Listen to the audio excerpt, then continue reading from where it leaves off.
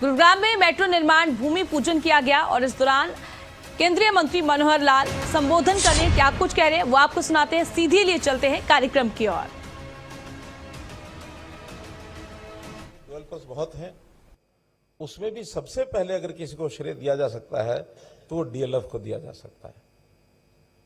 दो तो ये है, और तीसरा, अगर ये तो कहीं भी जा सकते थे, कहीं भी लगा सकते थे उद्योग, लेकिन इससे भी महत्वपूर्ण अगर कोई है तो हमारी जो लोकेशन है, ज्योग्राफिकल लोकेशन, ये एयरपोर्ट के नजदीक होने के कारण से सबसे ज्यादा लाभ अगर गुरुग्राम को हुआ तो ये हुआ है। यानी मैं कहा करता हूं कि Gurugram is more near to the airport then any corner of Delhi. Gurugram तो हम 10-15 किलोमीटर पर बैठे हैं, और दिल्ली कोई भी कोना है वो जहां अच्छे व्यवसाय का कोई कोना तो 25-30-40 किलोमीटर से पहले नहीं है। विदेशियों को भी लगता है कि निकलो फटाफट गुरुग्राम पहुंच जाओ, और उसी कारण से एक अवसर जब मिलता है, व्यवसाय बढ़ता है, उद्योग बढ़ता है, लोग आते हैं काम करने वाले, विदेशों से लोग आते हैं, आईटी का यह हब बना। जब व्यापार बढ़ता तो उसमें से आय बढ़ती है, म्यूनिसिपैलिटी की भी आय बढ़ती है, प्रदेश सरकार की भी बढ़ती है, देश की भी बढ़ती है। अब हम क्लेम करते रहते हैं कि हमारा गुरुग्राम ये साहूकार शहर है, प्रदेश को भी बहुत देता है, देश को भी बहुत देता है। मैं तो देश भर के मेयर्स अभी आए हुए थे 3 दिन पहले करनाल में, तो मैंने उनको कहा कि हमारा गुरुग्राम ऐसा है जहां आज भी हमारे कारपोरेशन के पास 2000 करोड़ रुपए की एफडी है। क्यों मधु जी हंस रही हैं कि अंदर की बात बाहर निकाल दी है? कोई बुरी बात नहीं है, होना चाहिए, साधन है हमारे पास। अब जब इतना विस्तार हो रहा है शहर का तो उसी प्रकार की सुविधाएं भी यहां होनी चाहिए। सारा देश अर्बनाइजेशन की ओर बढ़ रहा है। 70s में हमारा अर्बन एरिया जो पॉपुलेशन है वो 20% मानी जाती थी 60 और 70 के दशक में। आज वही पॉपुलेशन 35% से ऊपर है जो अर्बन है, और अब आगे और गति से बढ़ रही है पॉपुलेशन। 2047 तक ये पॉपुलेशन लगभग 50% अर्बन हो जाएगी, और इसमें भी बड़े शहर बहुत तेजी से बढ़ रहे हैं। और जब बड़े शहर तेजी से बढ़ रहे हैं तो उसमें जितनी आवश्यकताएं होती हैं उसमें एक बड़ी आवश्यकता होती है यातायात का साधन। यातायात, रोड्स का एक अपनी लिमिटेशन है। रोड ट्रैफिक कितनी गाड़ियों को सहन कर पाएगा, उसकी एक लिमिटेशन है। उसके लिए और फैलाव करने के लिए जगह बहुत चाहिए। हर किसी को उसके हिसाब से अपना खर्च भी करना पड़ता है, गाड़ी लेनी पड़ती है, तो बहुत लाखों की गाड़ियां आती हैं। मेट्रो का विषय शुरू हुआ 2000 में, जब अटल जी देश के प्रधानमंत्री थे। 2002 में देश की पहली मेट्रो दिल्ली में शुरू की थी अटल बिहारी वाजपेयी जी ने। उसका विस्तार बहुत तेज गति से नहीं हो पाया। 2014 तक, जहां तक आंकड़ों की बात है, देश भर के अंदर मात्र 5 शहरों में 248 किलोमीटर की मेट्रो हो पाई थी। मुंबई है, उसमें दिल्ली है, बेंगलोर है, चेन्नई तो बाद में शुरू हुआ, लेकिन कुल मिला के 5 शहरों में 248 किलोमीटर। मोदी जी ने इस पर ध्यान दिया, उनका कि बहुत बड़ा साधन है, हम अपने शहरी नागरिकों को सुविधा दें। यातायात का साधन बहुत जल्दी हमको शुरू करना चाहिए, मेट्रो का विस्तार तेजी से करें। और आज आपको बता रहा हूं 2014 के बाद जिस गति से मेट्रो का काम आगे बढ़ा है, आज 1066 किलोमीटर पूरे देश में मेट्रो हो गई है और 24 शहरों में हो गई है। और हम अगर इसकी तुलना करें दुनिया के देशों के साथ, हम सबसे ज्यादा मेट्रो है चाइना में। इसके बाद यूएस से हमारे से सिर्फ 300 किलोमीटर आगे है, 1400 किलोमीटर वहां है। हम तीसरे स्थान पर हैं 1066 किलोमीटर के साथ। और मैं आपको विश्वास दिलाता हूं, हमारा 870 किलोमीटर ऐसा है जो भी पाइपलाइन में है, 970, और 970 किलोमीटर का आने वाले 2-3 साल के अंदर इसमें जो 400 किलोमीटर और पूरा होगा तो हम अमेरिका से, यूएसए से भी आगे बढ़ जाएंगे, नंबर 2 पर आ जाएंगे।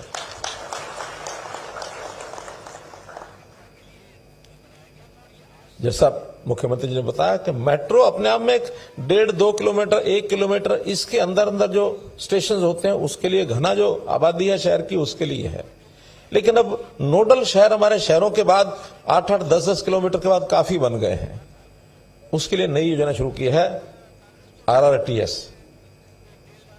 Rapid rail transport service.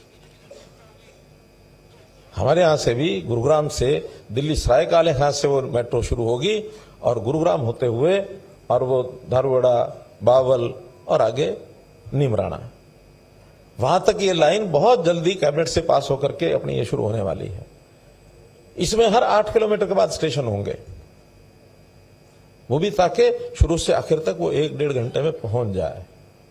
और उसी RRTS में से ही एक और उसकी ब्रांच जो फरीदाबाद और जेवर मेट्रो तक हो जाएगी, वो भी इसी का हिस्सा है।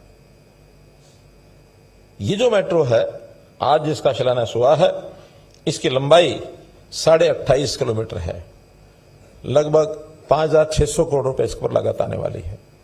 और इसमें भी एक छोटा हिस्सा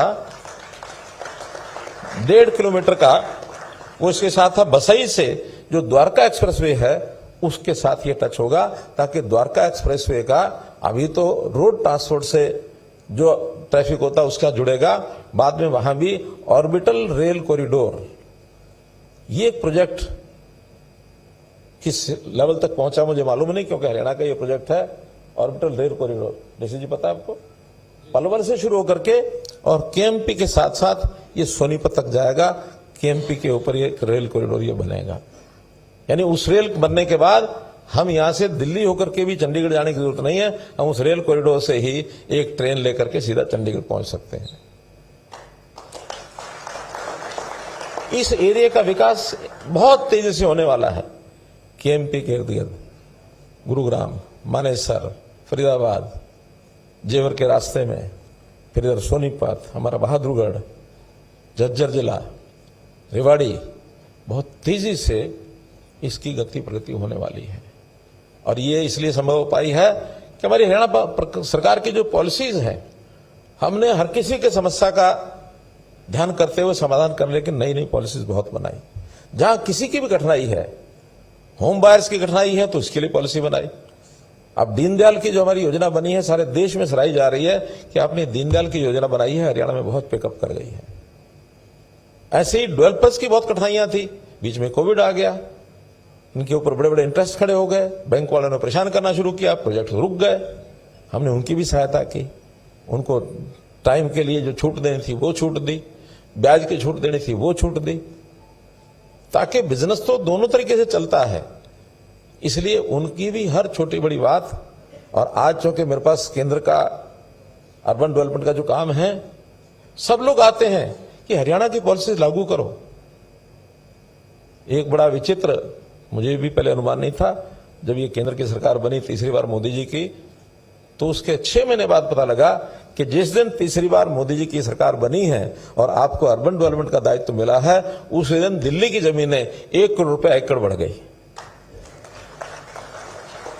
ऐसी क्या खास बात थी कि इसलिए कि हरियाणा की जो पॉलिसीज हैं वो दिल्ली में लागू हो जाएंगी। दिल्ली मेस बना हुआ था केजरीवाल के टाइम पर, कोई नई पॉलिसी नहीं, कोई डेवलपमेंट नहीं, कोई नया, यानी आबादी के नाते से भी कितना भयंकर मामला था। हमने तो यहां 2000 कॉलोनियां रेगुलराइज कर दी, उनकी 1600 कॉलोनियां, यानी 2016 से 1670 कॉलोनियां रेगुलर नहीं हुई है, क्योंकि दिल्ली वाले हाथ आगे बढ़ाते नहीं है। लेकिन अब चूंकि केंद्र सरकार भी अपनी है, प्रदेश सरकार भी अपनी है, और नीचे म्यूनिसिपैलिटीज भी, NDMC और MCD, सब जगह अपना काम है, तो हम एक एक चीज को आगे बढ़ा रहे हैं। वहां मैं दिल्ली की बात इसलिए बता रहा हूं कि हमें भी दिल्ली का एक असर पड़ता है, दिल्ली के साथ हमारा एक जुड़ाव है। दिल्ली ट्रैफिक आना जाना, मेट्रो की जो बात हो रही है, ये मेट्रो क्योंकि पालम स्थान जो रेजांगला का जो चौक है, वहां से ये साइबर सिटी तक जाएगी, और साइबर सिटी का जो पहले से रैपिड मेट्रो है उसके साथ जुड़ जाएगी, ताकि रैपिड मेट्रो का भी जो गोल चक्र है वो इसके साथ जुड़े। कहीं भी किसी को भी जाना है तो कहीं पहुंच सकता है। और दिल्ली की जो लाइन है, जब दिल्ली मिलेनियम सिटी सेंटर से जुड़ करके और जहांगीरपुरी तक ये जाती है, दिल्ली की सबसे लंबी लाइन ये हो जाएगी, सबसे ज्यादा फुटफॉल इस लाइन पर होगा, सबसे ज्यादा।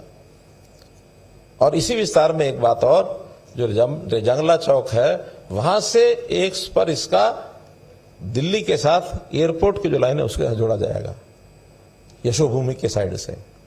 और बड़ा एक विषय जो इस रोड का ट्रैफिक को कम करने वाला इसके साथ होगा कि जो पश्चिमी दिल्ली का रोड ट्रैफिक है, जो पश्चिमी दिल्ली से लोग आते हैं सभी वाया धोला को आते हैं और कोई रोड नहीं है।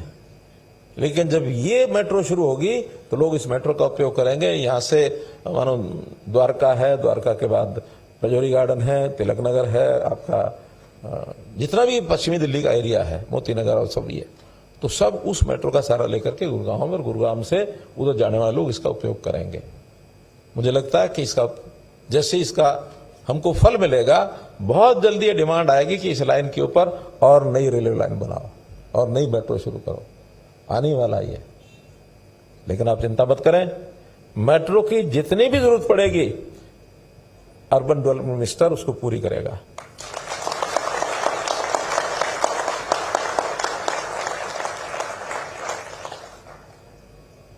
मित्रों, एक यातायात के नाते से बसों की भी यहां बहुत बड़ी आवश्यकता होती है। हमने 10,000 बसें ये कंसेशनल रेट पर सारे देश में सप्लाई करने की बात विचार की है, जिसमें 450 बसें हरियाणा को भी मिल रही हैं, 100 बसें केवल गुरुग्राम में आएंगी। उसकी सब्सिडी पर किलोमीटर की केंद्र सरकार देगी। अब ये सारी लोकल जितने भी लास्ट माइल कनेक्टिविटी के नाते से बसों की जो आवश्यकता होती है उसको पूरा करना भी हमारा काम है। एक नई योजना भी हम बना रहे हैं, मेट्रो के साथ उसको जोड़ेंगे कि मेट्रो स्टेशन पर जब कोई व्यक्ति उतरे, वहां भी हर कोई अपने साधन लेके आता है, अपना स्कूटर, अपनी कार अपना ला करके वहां पार्किंग की जरूरत है। लास्ट माइल कनेक्टिविटी का एक व्यवस्था बना रहे हैं ताकि व्यक्ति को अपना वाहन लेके ना आना पड़े। एक ऐप होगा, उस ऐप से बटन दबाओ, जिस घर से आदमी को लेके आना है, मोटरसाइकिल चाहिए तो वो जाएगा, ऑटो चाहिए वो जाएगा, 4 व्हीलर चाहिए वो जाएगा, कार चाहिए जो चाहिए वो जाएगा, आपको ले आएगा, स्टेशन पर बैठाएगा। जो कार्ड मेट्रो का उसी कार्ड से काम चल जाएगा। दिल्ली में जहां उतरेगा या किसी भी स्टेशन पर उतरेगा वहां फिर बटन दबाएगा और उसको कोई ना कोई जो वहां टैक्सी खड़ी है या वहां ऑटो खड़ा है या मोटरसाइकिल भी उसमें होंगे, वो उसको बैठाएगा।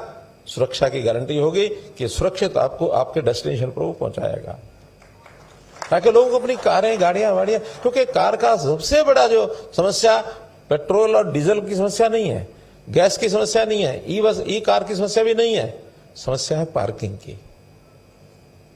आज ना घरों में ना हमारे डेस्टिनेशन पर पार्किंग ही नहीं होती, कहां खड़ी कराएं? क्योंकि जमीन जो है, लैंड जो है, वो एक लिमिटेड सोर्स है हमारा। कारें तो बन जाती हैं, फैक्ट्रियां बना लेंगी, लैंड कहां से लाएंगे? मल्टी स्टोरी भी कहीं कहीं बनती है, पार्किंग बहुत ज्यादा नहीं बना सकते हैं। तो इसलिए इन समस्याओं का हल निकालना ये अपने डिपार्टमेंट के जिम्मे है। एक विषय और मैं ध्यान कराऊंगा गुरुग्राम का, क्योंकि गुरुग्राम जो बसा ये 2000 के आसपास इसकी प्लानिंग बनी, लेकिन प्लानिंग बनाते समय शायद, मैं दोष तो नहीं देना चाहूंगा उनको, लेकिन शायद उनका अनुमान नहीं होगा कि किस गति से गुरुग्राम बढ़ जाएगा। अगर इस गति का उनको पता होता कि यहां की आबादी 40 लाख, 45 लाख, 50 लाख हो जाएगी 15-20 साल में, उस समय तो 2 लाख की आबादी थी सारी, तो शायद उसका कुछ सोच लेते, विचार कर लेते। लेकिन गुरुग्राम बहुत रैपिड स्पीड से बढ़ा। इस स्पीड से तो नोएडा भी नहीं बढ़ा है, और इसके कारण से लोग आने वाले, इंडस्ट्री लगाने वाले, व्यापार करने वाले आगे आगे, प्रशासन को पीछे पीछे लगना पड़ा। जब हम आए 2014 में, ठीक कहा राव रवि जी ने, ये इफ्को चौक, ये सिग्नेचर टावर, ये आपका हिरोंडा चौक, राजीव चौक, ये चारों जाम रहते थे। तुरंत हमने दिल्ली के लोगों से, यानी नेशनल हाईवे अथॉरिटी से बात की। उनका ठीक है, कुछ शेयर हम डालेंगे, कुछ नेशनल हाईवे है और कुछ हरियाणा सरकार डाले। हमने इस सारे के ऊपर लगभग 2000 करोड़ रुपए लगा करके ये चारों जितने भी यानी अंडरपास, फ्लाईओवर्स, और इनको भी फ्लाईओवर के लिए क्रॉस करने के लिए जितनी भी सड़कों की आवश्यकता थी वो सब बनाई। और अब लेटेस्ट जो आपका नहीं, ये जो U8 तो बाद में बना, एक अंडरपास आपको पीछे बना ना, एमबीएस मॉल, एमबीएस के सामने, क्योंकि इंडस्ट्रियल एरिया से लेकर के इधर आने के लिए समस्याएं थी, तो उधर से निकलने के अंडरपास एक एमबीएस के सामने इसलिए बनाना पड़ा कि गुरुग्राम के लोगों को दिल्ली जाकर के पार ना करना पड़े। अंदर अंदर से पार करके वो साइड बल के आ सकें। इसमें बहुत बड़ा यानी प्राइवेट पार्टनर जो हैं उनका भी बहुत बड़ा सहयोग है, लेकिन हर काम को किया है।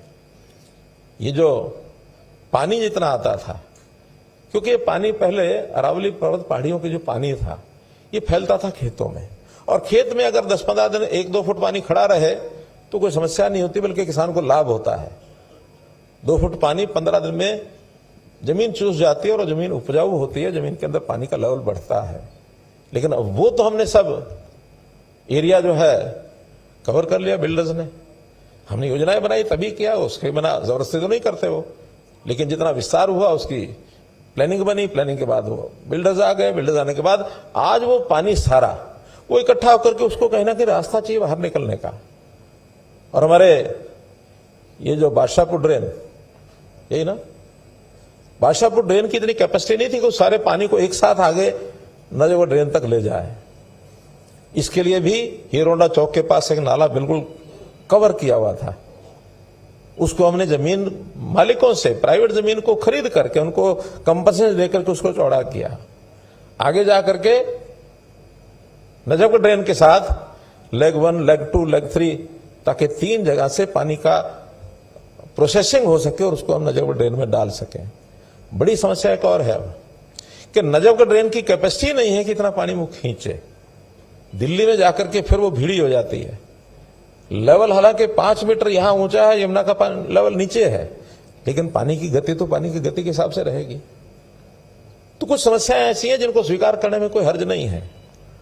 और वर्षा भी कई बार पिछले कुछ सालों से देख रहा हूं मैं, घंटा 2 घंटे में इतनी ज्यादा वर्षा हो जाती है।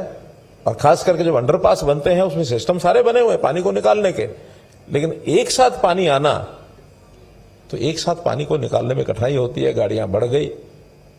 हमारे मुकेश जी ने उस दिन थोड़ा एक उदाहरण दे दिया कि वर्षा के समय हमारे स्कूटर मोटरसाइकिल वाले लोग भी फ्लाईओवर के नीचे खड़े हो जाते हैं, रास्ता जहाँ 3 कारें निकलती हैं वहां एक ही निकल पाती है तो ट्रैफिक जाम होगा।